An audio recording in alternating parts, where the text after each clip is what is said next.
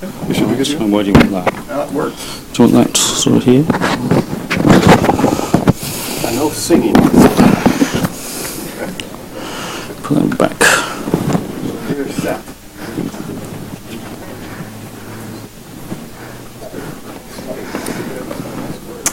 That's a bit. Good, everybody. Welcome to our CCT seminar. We have Professor Mike Newman with us. He's visiting us this week, and this is a pushback from when he was originally coming, which I think was in the fall term, if I remember right, and we had to push back for various reasons. And that we originally scheduled was for about 10 days ago, and then we decided we were going to move it, and quite fortuitously, because the volcano, of course, erupted, and Mike you'd probably still be somewhere. I'd be in Manchester. Probably in Manchester. So, fortunately, he was able to fly in on Sunday, and so he's here for the week. Anybody who wants to see him, I know a lot of doctoral students saw Mike already on Monday, but if anybody else wants to see him, he's here till Monday. Mike gave us a number of potential talks to choose from, and I thought this enterprise system project that he's working on sounded particularly interesting because it had a little broader range than some of the other stuff. For those of you who don't know, Mike is one of the world experts on qualitative research methods. He's written extensively on how you do qualitative research, and he not only talks about how you use these qualitative methods, but he's also a practitioner of the use of these methods in his research, and is published in all the major journals. He's been on editorial boards of all the major journals. So he is one of the classic and leading people in the information systems field. So we're delighted to have him come. This is not his first trip to LSU. He was here once before. He remembered the building thing. The building reminds me of a hospital, 1920s hospital. And I thought, yeah, that's exactly right. It's not the most attractive building. The good news is CCT is hopefully going to get its own building in the not too distant future. And the business school, which also looks even worse than this building, is also going to revert back to the engineering faculty. We'll have a new business school building. So anyway, so Mike's a return visitor to LSU. We feed him well. Yes. So he always is coming back. And we're delighted to have Mike. I won't say much about it. He's a professor at the University of Manchester. And he's been there for actually quite a long time. I was trying to think, actually. He and I have been working together for about 30 years. 1981 I joined Manchester. 29 years, so we've known each other for a long time. And I think you arrived in Manchester just after I left. I was working for the National Computing Center in Manchester during 1979, and then Mike came just as I went back down to London. But we've been working together ever since. And he's a delightful chap. He's quite willing to entertain questions along the way if you have particular questions. And, questions I can take, answers I may be able to give, but I don't know. We'll see how it goes. And with that, I'll turn it over to Mike. Mike, it's the floor. Yeah. Yes, thank you. Thanks, Rudy. And it's a pleasure to be here. In fact, after that build-up from Rudy, there's only one way for me to go, and that's down in your estimation. So let's see how we go. Yes, it's true. The ash caught me out, but then fortuitously I changed the flight booking for personal reasons, actually, because it was my birthday a few days back. So I changed the flight date, and otherwise I wouldn't be here. Because the way the airlines work, or have worked in Europe, is that if you have a booking and the plane goes, you're on the plane. If you cancel a flight, or if they cancel a flight and they try and rebook you on another one, you're usually on some kind of standby basis, and it could be several weeks before you leave. So it was a real mess, and there's still people stuck from that incident. A sort of illustration of, I suppose, chaos theory in a way. The idea of little things can happen that seem innocuous, and then suddenly the whole world is disrupted by it. So maybe we are tightly coupled rather than loosely coupled in some aspects. Anyway, this is a talk. It's a nice, I suppose it's quite a long-winded title. Diachronic, so basically through time study of change in IS development, and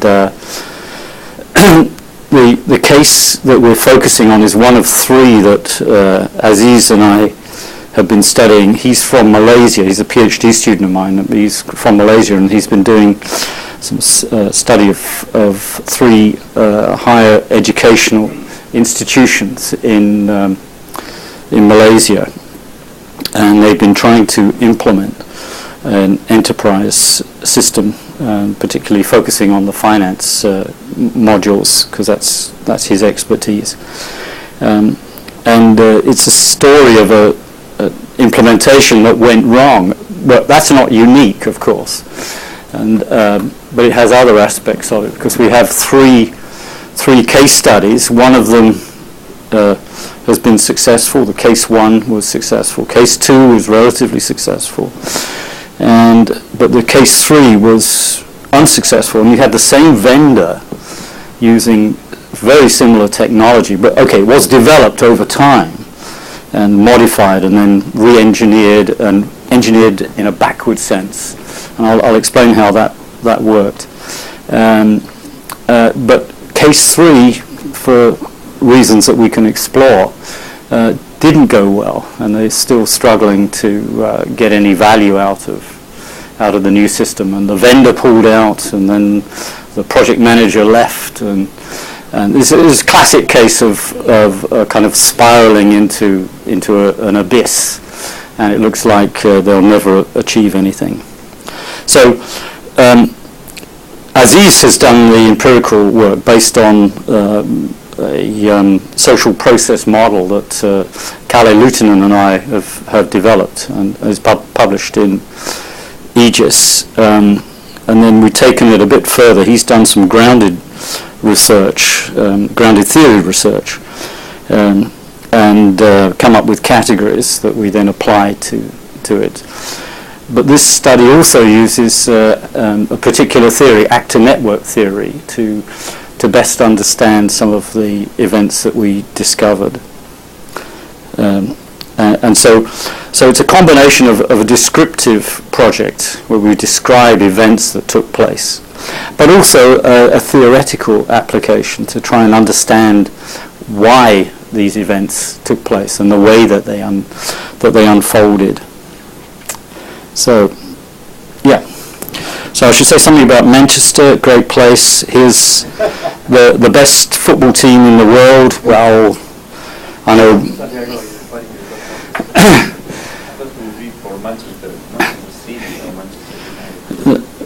Yes, so you got Manchester United. So here's the, I think it's 2008 rather, the Champions League Cup that they snatched away from Chelsea. So when we look at systems, we always think in terms of success and failure. So here's the winners who take the spoils, and of course United is my team, and I go along to those games and so on. Just like you, so it's like a Super Bowl in a way for soccer, and this was played out in Russia. It was actually Moscow where they played the final. So they moved that final all around. This year it's in Madrid. It's in the Bernabeu.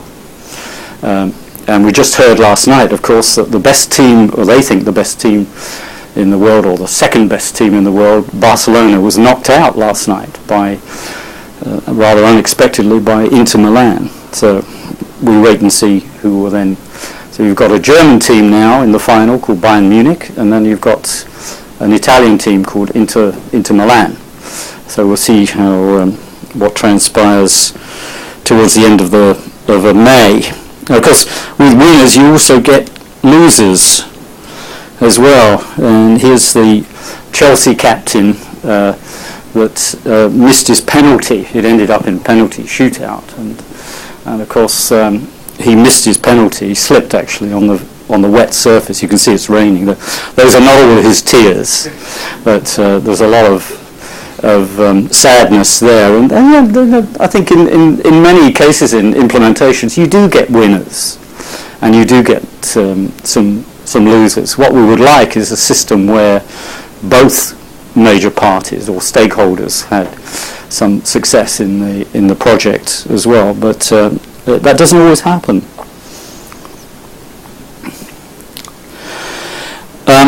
I thought I'd just give you a background to some of my work and collaborations with people, and I've been majoring on process modeling, and it started back probably in 1991 with Rajiv Sabharwal, as some of you will know from his work. He and I met, I met Dan Roby, Rajiv Sabharwal and Mung Sain. These were colleagues of Peter Kerr's, actually, at Florida International when I was visiting there in 1987, I think it was. I had a semester in Florida International University, Miami. And it's funny how those contacts can be formative in your career, and it certainly was for me, because I ended up collaborating with both Rajiv and Dan Roby as well. And as you can see from the, so here's Rajiv's work, and this one here probably was the most useful one, and the formation of the social process modeling that I began doing, looking at the dyad between the user and the analyst, and modeling it as a social process. And that's the MIS Quarterly article that Dan and I wrote. And that originated in a coffee room in Florida International in Miami.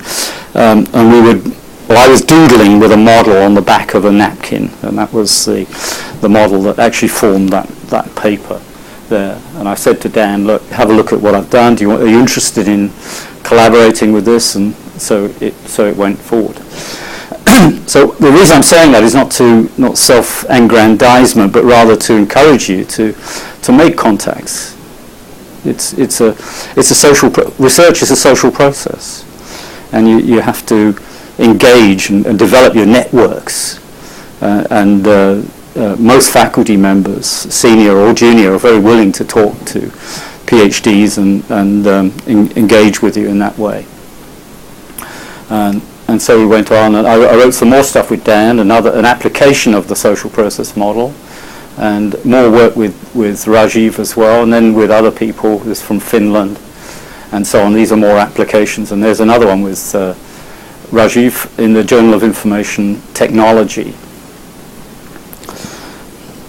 And then later, some more publications. So I guess the other thing is you can see a theme coming out, and that's using process models to understand information systems development, and that's what you will have as well. That you'll have it won't be this theme, but it'll be other themes that you'll have, and you should try to find a theme that suits you and your research and your background, and something that excites you. This has always excited me a lot, doing process modeling, and I suppose out of these, probably,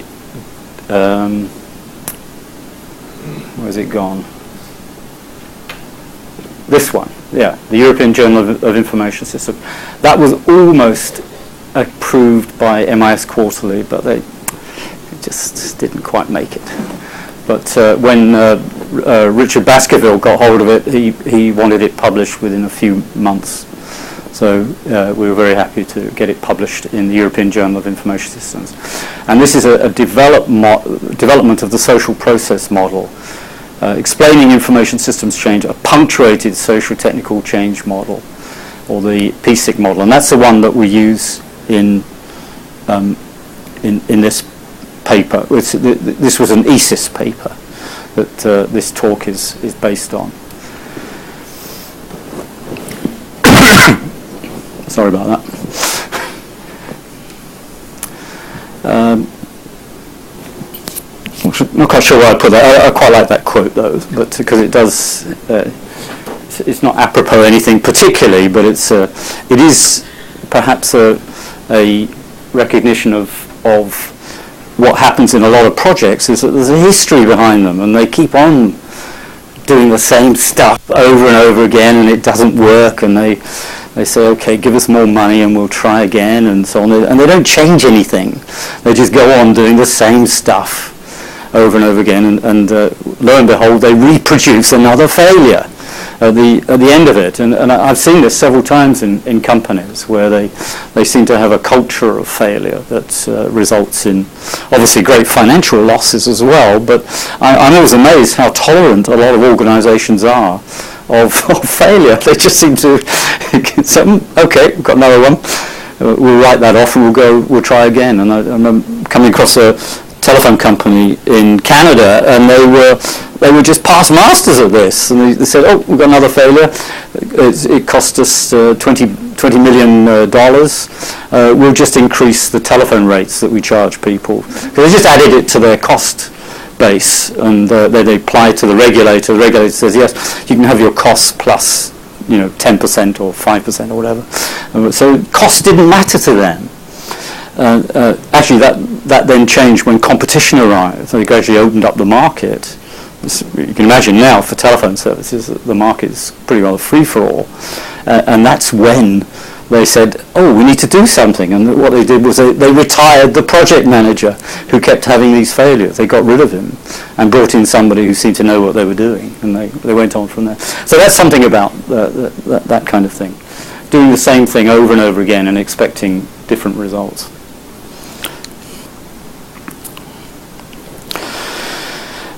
So something on what we did. And we're studying the process of ERP systems implementation, higher education institutions in Malaysia, these 3 cases. And we're using case study analysis with several cases. And the nice thing is it's what they sometimes refer to as a naturally occurring social experiment, where you've got the same technology, the same country, the same vendor, and in 2 cases the same project manager as well. So you're holding a lot of things constant so you can compare them. So that's quite a useful comparison. And when you're doing qualitative research, you say, well, how many cases should I do? Well, it depends, but it is risky as a PhD student to do one case study. It's okay for us guys, because if it goes belly up and they close the doors to you, well, you cope. But as a PhD student, of course, you've got a year into your empirical work, and they say, well, I'm sorry, you can't have access any longer, and you can't write anything about what's happened because of financial reasons. So you often want more than one case. So, and more than one case means that if they both work, you can compare them in some fashion as well. So that's just a little thing, because one of my other PhD students, she had that experience, but she had 3 cases, so she could fall back on 2 of the cases and carry on with her research. So just sources of data, semi-structured interviews. We did a lot of those. Well, he did all of the interviews, and he gathered a lot of documentary analysis as well. How did we analyze it? Well, we're using interpretive techniques, writing narratives, and we're doing what he's called here a 6-step data analysis based on work in one of the publications, the Newman and Zhu publication. What are some of the premises behind the work? Some of the sort of loosely held assumptions, if you like, about it. Well, that as we know, IS failure is common. It does that, figures from 40% plus up to 75%.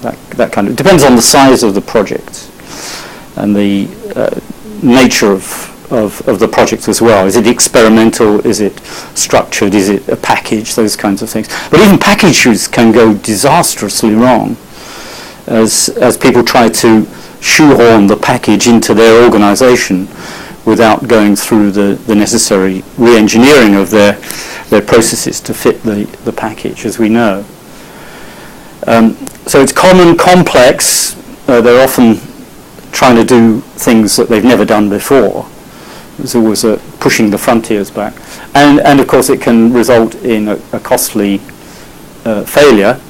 And even if it's a success, I'm glossing over this failure success definitions because they are tough in themselves to try. But generally, I think of success and failure relative to the stakeholders, as to their opinions of success and failure.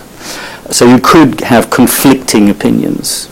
Systems people think it's great. The end users may think it's the worst thing they've ever experienced. The systems people think it's elegant, fast, and useful, and they've optimized the database, and they're really pleased with how it all fits together and so on.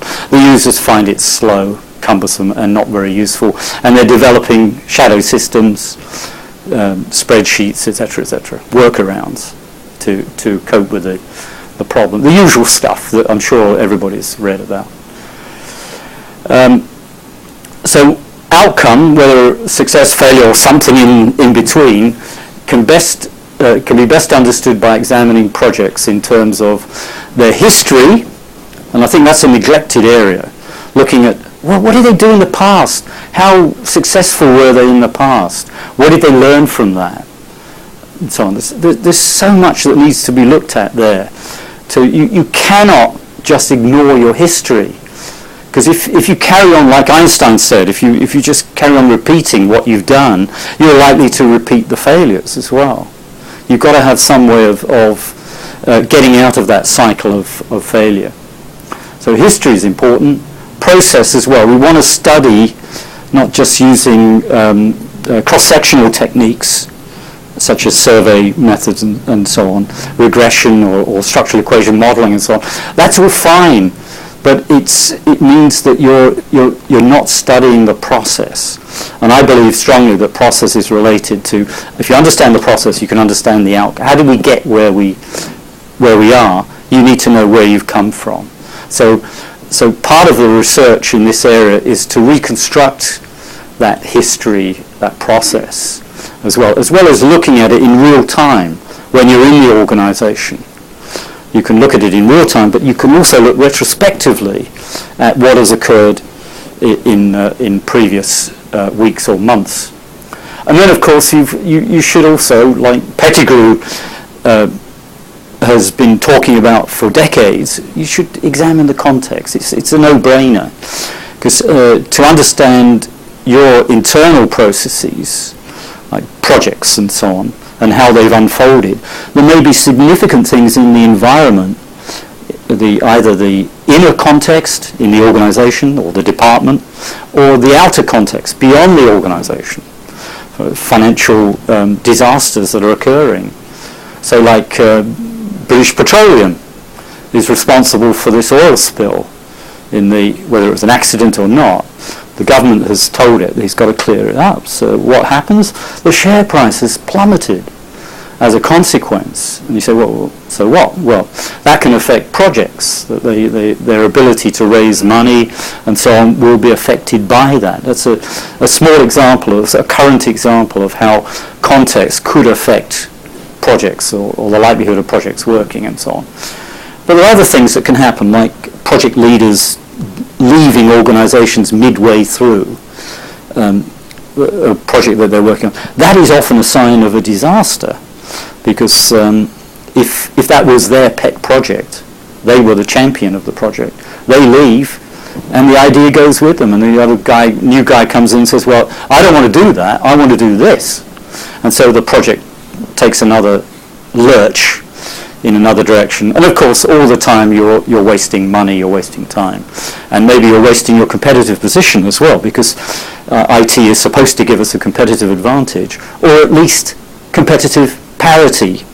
You're trying to keep up with everybody else, and by missing out on opportunities you may have lost something as a consequence. So outcomes are best understood by examining projects in terms of history, process, context, right? Sort of no-brainer, really. But there are also many unexpected consequences. You plan stuff, but it doesn't work out. And that's what we find. And you can figure that from the process. Look at the process, and you delve around and you find, hey, stuff happens, and nobody planned for this. They built a database and a response from the database, and they're expecting, an average time of less than 1/10 of a second response, and they find that they've got maybe 9/10 of a second or 2 seconds as a response time on average, and they didn't plan for that, and that needs to be redesigned and maybe optimized in another way. That's a sort of technical example, but there are other more behavioral examples that you can think of. So the idea that there are many unexpected consequences of plan change, and that can disrupt your project immensely. Outcomes are path dependent. What I mean by path dependency, the idea that the result is dependent on where you've come from. You buy SAP as a package, you're probably locked into it for 10 years plus. Yeah? Because you've made a huge financial commitment. That's path dependency. You've made a choice, now you have to go along this path. You can't, you build your system, you implement it, you're using it, and you say, oh my God, this is awful, and we need to row back. Well, it's very difficult to row back. It's going to cost you a fortune to get out of contracts, and so on. So the idea that the path dependency, it's not really that difficult. So we use our social process model in terms of history, antecedent conditions, process, events that take place that lead to certain outcomes, which could be good, bad, or indifferent, and relative to stakeholders. And time, as you see, is running from the usual standard, running from left to right in this case. And the social process model says we can't study everything. It's not like a video camera trained on me, and you're recording everything that I'm saying. Poor sods. And we don't have the resources to do that, mostly. We would like to, but we would end up with a huge amount of data, explosion of data. The ethnographers would tend to do that. They would immerse themselves in usually one organization, like Olakowski or Pettigrew and so on, and they would then almost be a part of the organization. They may actually do some work, like Pettigrew was given work to do. Olakowski was a PhD student, and she was involved in a management consultancy. That's something you can do as a PhD student. It's very difficult to do once you've graduated. But anyway, mostly then we focus on what we interpretively call events or critical events, things that are important in our view, and hopefully the views of the participants that you're studying. It has to be in terms of what they think is important, but these are critical events, and critical in the sense that they think it's important and it does affect the trajectory of the project. So from a whole mass of data that you could collect, you narrow it down to these critical events. Well, how do we agree on the critical events? Well, we try and, of course, talk to different stakeholders. And they may have opposing views about what happened, but we could recognize that, say like a pilot of a system, they get a system built in some rudimentary form, they release it to a branch, and there's a disaster. And okay, the systems people may blame it on the users may blame it on, they may have totally different views, but everybody recognizes something important happened that is affecting the way the project is going. It's not going to plan, and we need to do something about it. And there were a lot of arguments and so on. That's the kind of thing that we call a major event. That may be, in fact, what we call a punctuation, something that could affect dramatically the direction of the project. Of course, dramatically, in the end, could be a failure, and the project the plug is pulled on the project. And there's the context, and there's the work level system. So we're looking at work and project. So there's the work system, and there's the project level. So this is important here, because in the process model we look at both the work process running from left to right and the project process. And how do they interact? Well, just something like this, in a very simplistic, so it doesn't always happen, but often the work will throw out a problem. The technology doesn't fit what we're trying to do. We're under competitive pressure because our rivals are doing it a lot better than we are. And therefore we need to initiate a project. The project starts. So you form a temporary project group, a team of people, and off they go doing their requirements and building systems, modifying packages if that's required, and re-engineering processes and so on. And then there'll be interaction at various points between. Otherwise, they're just using the legacy system. They've got to carry on using something, and so whatever computer system they were using before, or a manual system even, they carry on using it until, after these interactions, hopefully successfully, the project is then handed over to the workplace. It replaces the legacy system, and off they go again using that. So that will be a successful, this will be a kind of template for a successful project. Mike, what are the words with the blue bars? I can't see them. Here, that says antecedent condition, or history. It's history of work, history of project. And that says outcome. So there's your process model, the history, the context, the process, the outcome, those components. Yeah. Now, when I see social, I have the inclination to think of people, and that in this diagram here, where are the people? Yes. Okay. Good question, and I'll show you. Yeah. I'll show you where they arise in the next.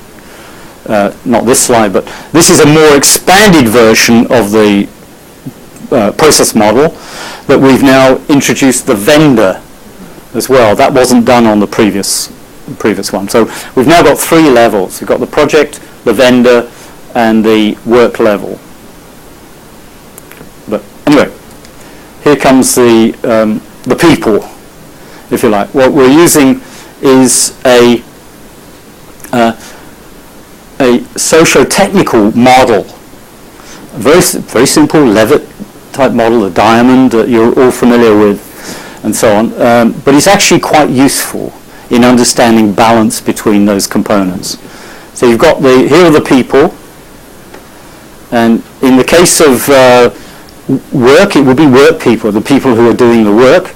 In the case of a project, it will be project people.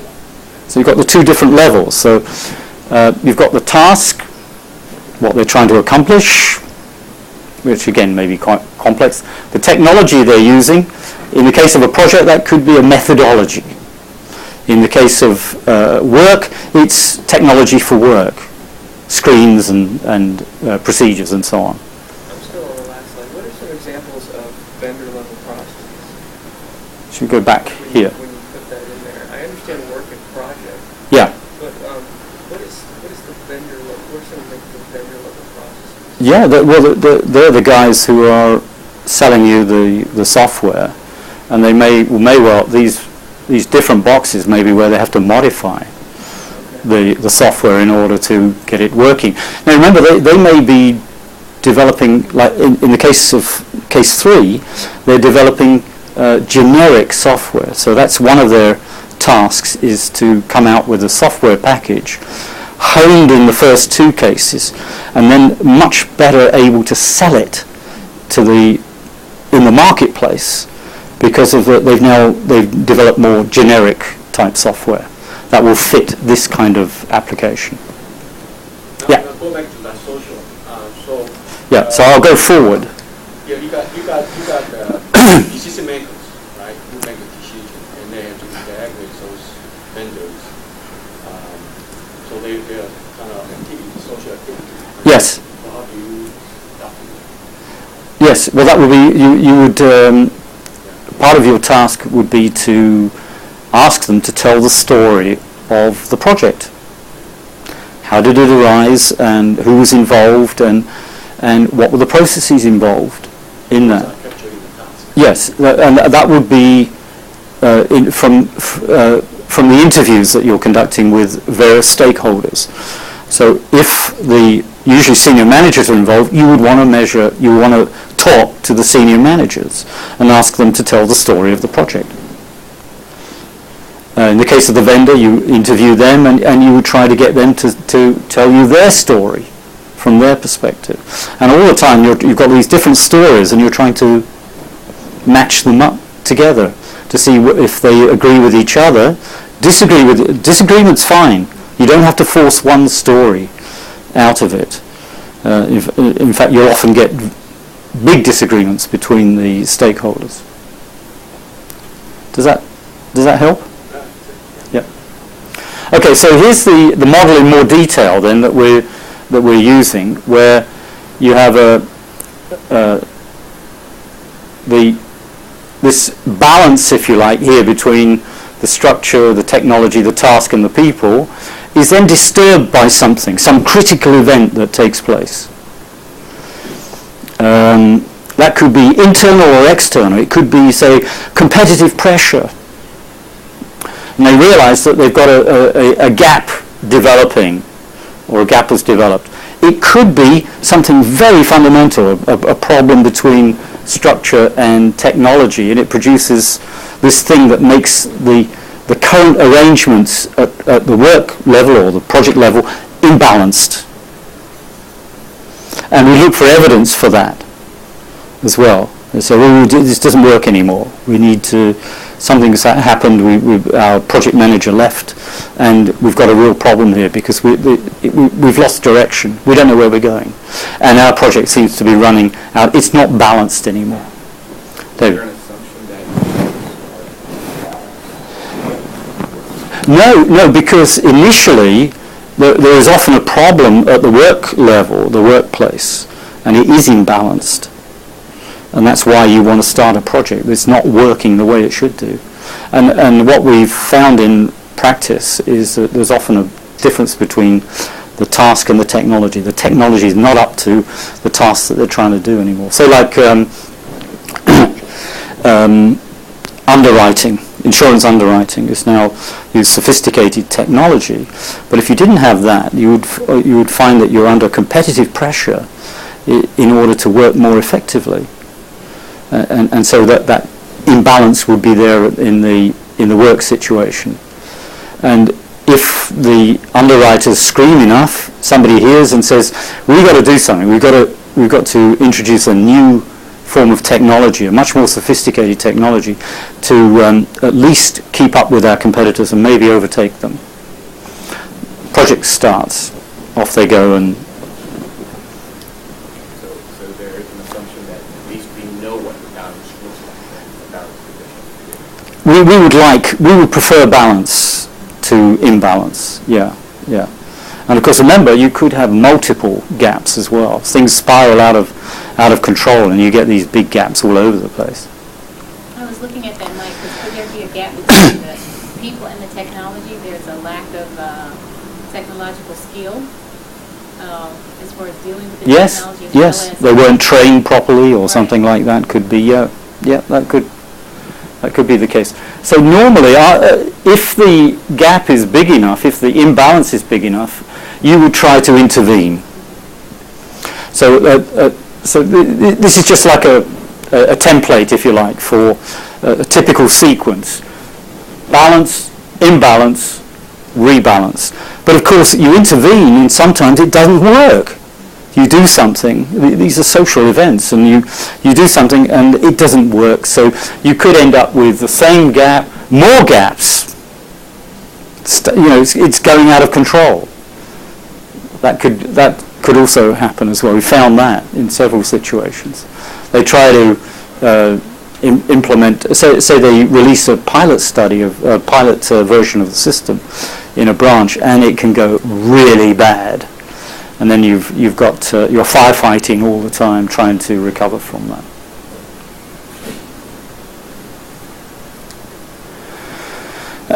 Anyway, so let's get on with the case. Oh crikey, am I going over, Rudy? I'm a bit, aren't I? Yes. Okay. Let's go through the case. So we've got 3 cases as I was describing. That one basically quite successful, as it turns out. Case 2, same vendor, roughly the same technology, also successful. Case 3 is the one that we focused on, and this, I think this is, Aziz and I disagree on this, because he says he doesn't think it's such a big problem, but I think because it's 9 independent institutions that were brought together, you can imagine 9 different ways of doing stuff, especially universities, where they hate standardization and doing stuff in one way. Everybody wants their own way. They're little units, silos, or in the case of universities, fiefdoms, that they feel they're very different from each other. So trying to integrate technology and provide a standard platform for student records, finance, and so on is a nightmare in places like that. So I think that is significant, but as I say, we disagree. Interviews, yeah, you've got to do interviews. And you can, just to give you a flavour here, this is case 1, case 2, case 3, and this is his first set of interviews, what he calls a pilot set of interviews. And you can see there's always a divergence of stakeholders that you're trying to get hold of. So this is his first visit to Malaysia. 15 interviews. Then his second one, notice that the shift now is towards case 3, because case 1 and case 2, lots of evidence about what happened there, but generally case 3 is the one that we're focusing on.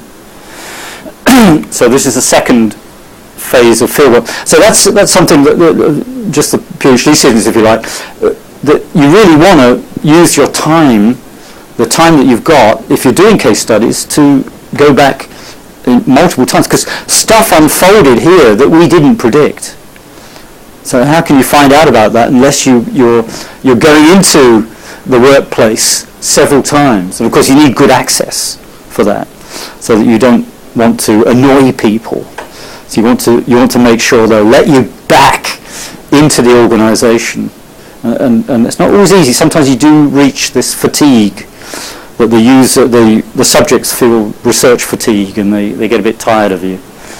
But you can see here that he's talking to the project manager, the ex-project manager in this case, head of general manager of finance. So these fairly senior people, project manager, and 3 people from the vendor as well. Well, the vendor, I think, was a key stakeholder. And so we wanted to get their picture, their story. You see here that he spoke with one of them for over 3 hours in the case of the systems analyst. And there's then the next one, so that was July 2008, February 2009, September 2009 last year. He's over there at the moment doing some further, probably his final set of interviews as well. And so these are the case 3. He's done 22 interviews overall, much more than that in the other. If you add the other 2 cases, this is just for case 3. So there's another point. If you want to publish in the top journals, they seem to have a kind of figure in their head of at least 20 interviews. Would you say, Rudy? Yeah, it's that kind of thing. If you're a bit light on the interviews, they may say, "Ooh, you haven't got enough data here." These distinct users, and are they somewhat overlapping? These here, yeah, they're genuine users at the finance level or the student level. The question is in the 3 in phase 1, are they the same in phase 2? Oh, good question. I'm not sure. I can't remember. I didn't do the interviews. He did the interviews. So if we're going for this 20 number, or if there's some number, how would that play into it? You would, yeah, that's okay. Multiple interviews is fine. Yeah. To repeat what's Yeah. I would count them as almost separate interviews, because you are asking them to to give you further information about the project.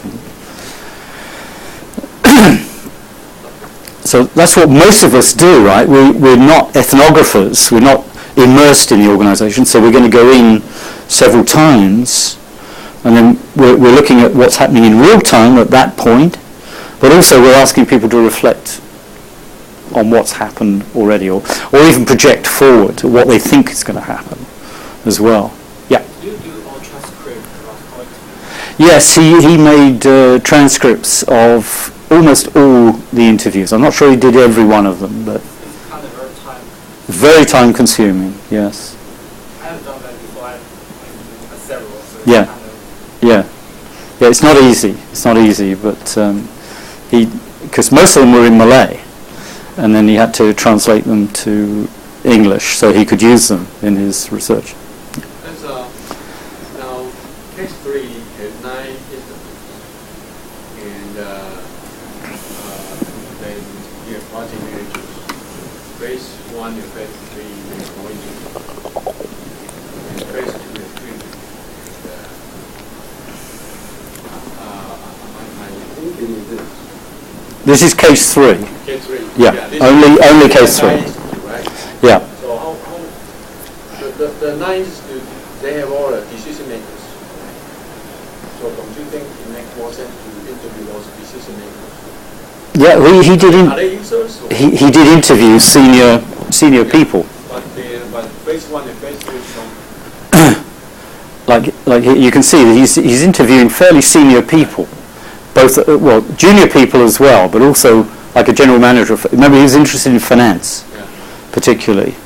So he tried to go to the top people as well as the end users as well.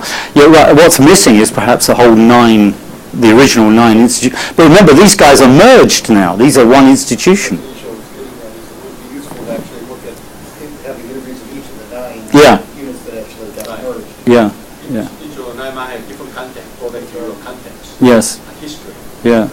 Well, that's an ongoing debate with Aziz about these institutions and the effects of the separate institutions. So the IT was introduced after the merger, or Yes. Yes. So that Merger. And then the compounding factors. Yes. You got merger of production itself. Merger itself is a challenge. Yeah. You got organizational changes. That's right. That's right. So you IT induction. Right? I'm sorry? In the middle of the merger, you have IT. Oh yeah. It's very, very complex. The same thing happened at Manchester actually. We merged UMIST, the Institute of Science and Technology, and the main university.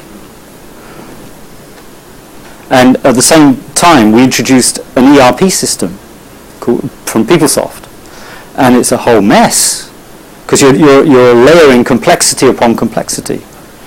You're trying to do 2 major things at the same time, but that's the way they wanted to do it. There was an urgency about getting it done, and I'm sure the same applies in this case. But that's a good question. Shall I carry on? Right, so we were using, I'll focus on, we'll look at transferability and active network theory, and something to do with organisation and project governance as well. But we end up using active network theory as our way of understanding what happened. I'll say, active network theory then, many of you will be familiar with it. You're investigating the social and technical elements of change. And looking at interrelationships between human and non-human actors, the actant in the ANT parlance, and you get these networks of aligned interest and how those networks are formed, how stable are they, and what technology is involved in them. And often what they're trying to do is to, what they say is black box the technology, to inscribe processes within that technology. So ERP systems are wonderful for that because you've got this sort of box that you can't really see, and it inscribes procedures and practices that can be imposed on an organization, and without knowing it, if people start using it, they've adopted the model that the senior managers want. Other times you find that they reject it and say, no, it doesn't work. We're a university. We don't do it that way. That's a PeopleSoft system, for example, at Manchester. The PeopleSoft system was designed for the US. It didn't work very well for a UK higher education institution. And there were constant conflicts between the project people and the end users. The end users were eventually ignored. They ran through the project. They got the system working, and some users adopted it and some didn't. So that's an ongoing mess in Manchester, which I write up in another paper as well. So you get these networks of aligned interest. We talk about enrollment and translation. Technologies should be studied not as finished artifacts, but a process in the making, and always fluid. The likelihood is that somebody may try and open that box and challenge the assumptions that are inscribed in the software. Anyway, so here you've got the three cases, and the vendor is trying to develop a standardized system, generic software. So here's case one. You've got the core software and the business processes, and they seem to be aligned together. That was not a problem in case one. So what the vendor did then was to use that version that it had developed in case one and transferred the technology to case two, where they developed the core system. It's slightly expanded now, it's a better system. And their processes were re-engineered as well, so they accepted that. But then they back-engineered it to case one. They said, okay, this is a better system, we're going to transfer it back to case one. There wasn't a 5-year gap between the two cases? Yes. So if one... I can't remember the number of years, but there was a gap between them, yeah. But they did back-end, they sent the thing back to case one. I think case two was in 1997. So I get that getting the experience from 1997 would help them apply that in 2002. But I don't know if I could go back to 1997. I don't remember 1997, I'm afraid. I don't think it was that. It was in one of the first slides when you described the three projects. That was where the university was formed, I think. Maybe I read wrong. Yeah, I think that was when they were formed, not when the technology was developed. I can check on that, but I'd have to go back in the slides and look at it. But case three, when they came to case three, the amalgamation of the 9 institutions to form the new institutions, they weren't able to implement the system, and they weren't able to implement it because the project group, the steering group who were running the project, kept asking for the vendor to modify the system. They wouldn't accept the business processes that went along with their system. They said, no, we want you to modify your system to fit our processes. But the processes were so disparate and complex that it turned out to be a two-year project in its own right. And in the end, the vendor gave up and said, we're not getting anywhere here.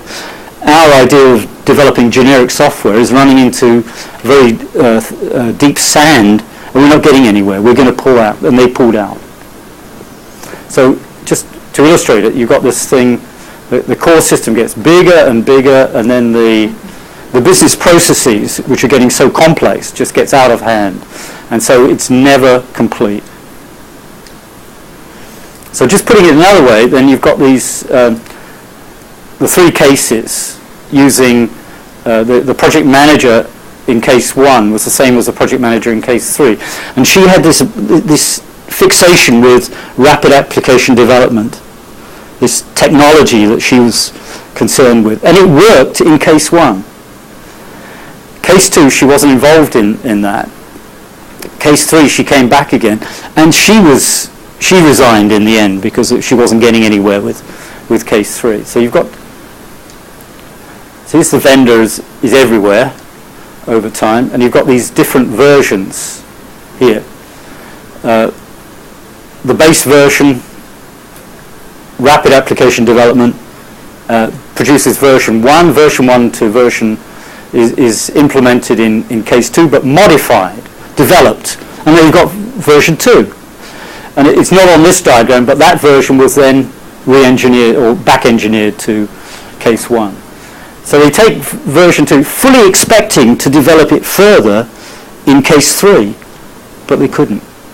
They ended up in a mire of modifications to the system and just abandoned it in the end. I think this goes into the intentions of the different stakeholders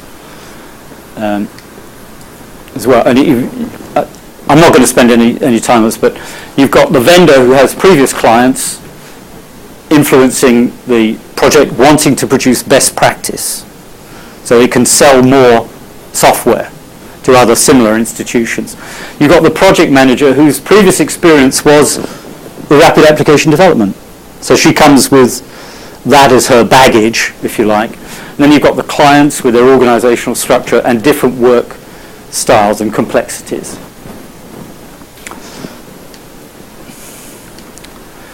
And so finally then, the networks. You have these networks, and what we would call the vendor network.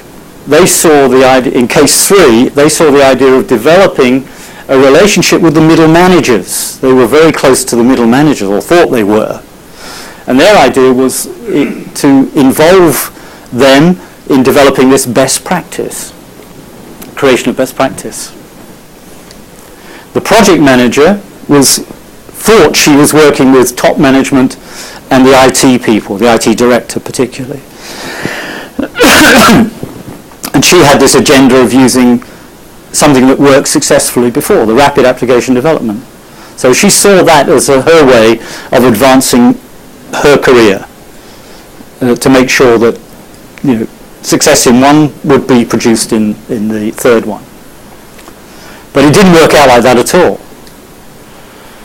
What actually happened was you had the vendor trying to create best practice, and you've got the organization who then say, no, we're paying you, you modify your software. That's essentially what they did.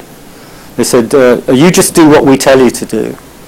And they had a contract for 2 years. So they stuck it out for 2 years, modifying the software. They got something like 30% functionality out of it after 2 years. So they were way behind the schedule and spending a lot of money on it. So they pulled out. And she then, so that was her intended network, but that didn't work out either. She resigned in frustration. Said, well, I can't get anything done here. So she left.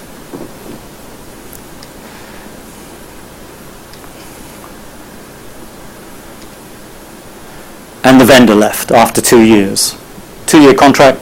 We're not going to waste any more time on this at all, so they just left. Yes. As far as I know, the contract was fulfilled. That's just timelines and so on. And so what I think of as our preliminary research contributions, I haven't really gone into this. We've been using manual data analysis at the grounded theory level and comparing it with computerized assisted analysis of qualitative data. And we've just got a paper on this accepted at AMSIS. Yes, AMSIS. Yeah. And then the PSIC model, that's the Punctuated Social Technical Information System Change Model, PSIC model. It's a bit long-winded, I know, but that's what we call it. We're using that and extending it, introducing the vendor level. That's a new level that we're introducing because the vendor was so important in this particular this set of cases. And then also we're I think using it as a naturally occurring social experiment. The same software pretty well, the same country, the same organization, higher education institutions. and we've been identifying critical events during the implementation. And I think we've got a very good chance of comparing and contrasting the different cases, and to try and understand why did case 3 go so badly wrong. And as I say, we're in the middle of debating that issue as well. That's going to be his task, is to write up the whole thing. Any questions? You mentioned you're using active network theory as a theoretical lens over to look at the interactions. And then in your last slide, you talked about using grounded theory as your qualitative method. Grounded theory, strictly speaking, is theory emergent. It's a bottom-up approach to developing categories. Which is inconsistent. Yeah, I thought you'd bring that up. Well, no, it's just that we've been toying with different approaches to analysing the data. So what I've done here is present one way of making sense of the data. Well, I think you can use grounded theory techniques without necessarily. You can use the notion of the qualitative analysis that they've the analysis. So on. Yeah. You can talk about the development of codes that kind of emerge through the theoretical lens, but I would be really reluctant to use the notion of grounded theory within the same context of a guiding You're right. lens, because you're going to get You're right. hammered, by reviewers. I think I'd strip that, if I was making this again, I'd strip that out and say that's another separate bit of analysis that he's done. Because if you look at our analysis using active network theory, it doesn't really relate to the results from grounded theory. So in a way, it's a bit of an aberration putting that in. But I appreciate you commenting on it, because it's true. I don't know. How do you know when you've done enough data collection? Yes, well, that's a proverbial question in a way. That really is. I mean, the standard answer is when you find you're not finding anything else. Theoretical saturation. Yes, you get this saturation of evidence, if you like, and if you're using grounded theory, I suppose there's some stability in the results that you're finding, the categories that you find, and so on. But as I say, the major journals will use these touchstones of 20 to 30 interviews. They'll want you to be able to demonstrate that you've talked to enough stakeholders and gone in depth enough into these. I think they overblow it a bit, but because if you had really high quality interviews with very good people within the organisation that are good at disclosing what's happened, you probably could get away with less than that. But if you want to publish, then that seems to be the kind of guideline that they won't tell you that, but it seems to be in practice what they do. When you say the equilibrium situation, Yeah. you have technology, task, project, and something else. Technology, task, people, structure. Yeah. But then, when you describe the active network approach, you said that technology should not be studied as a finished product, but as an ongoing process. Yes.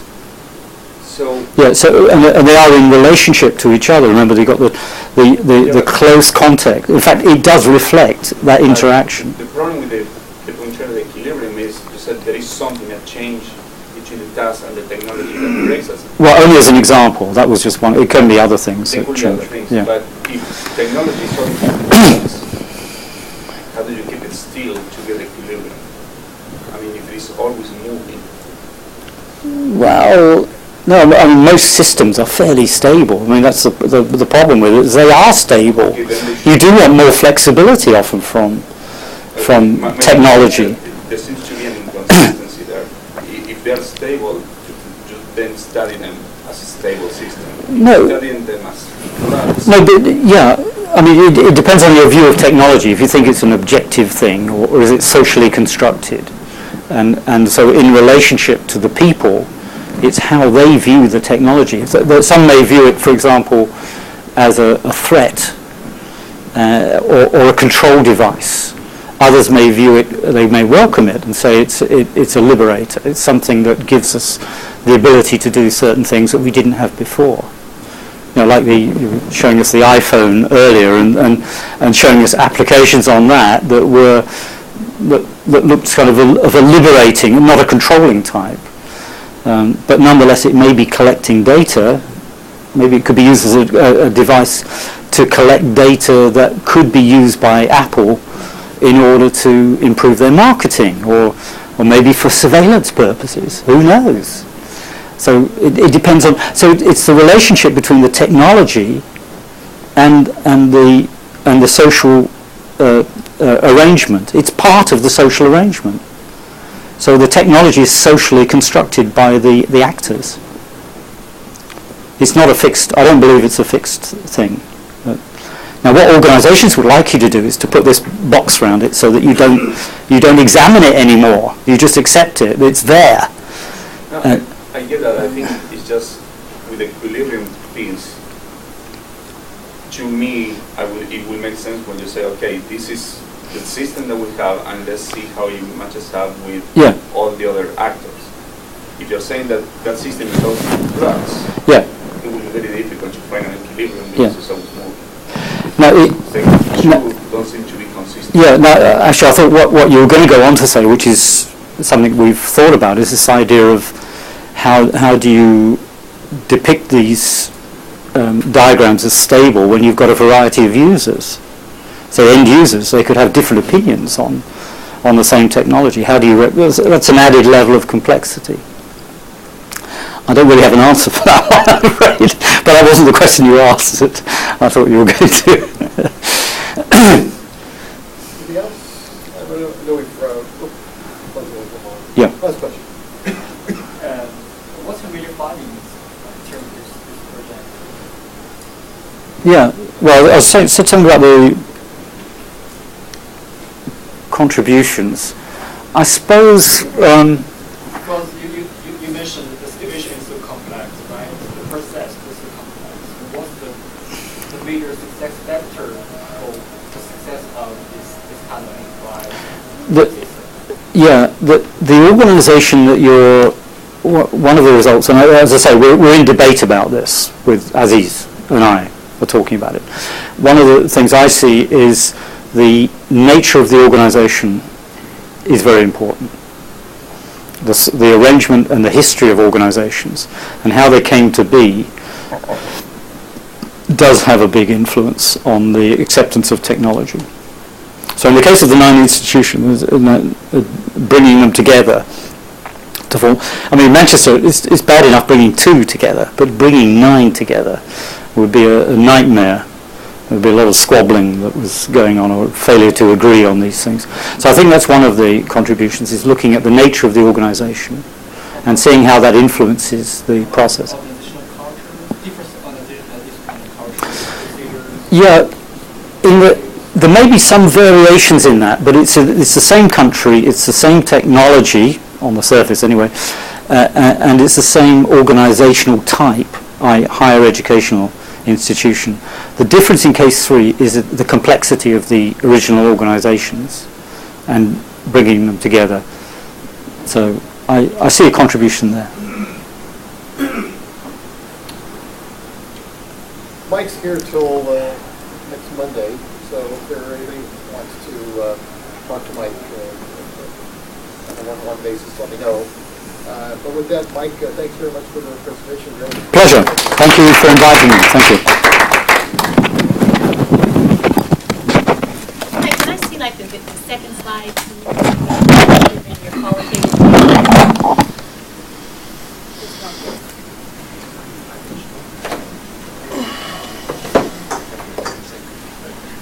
My notes were. Yeah, it really took me to lunch.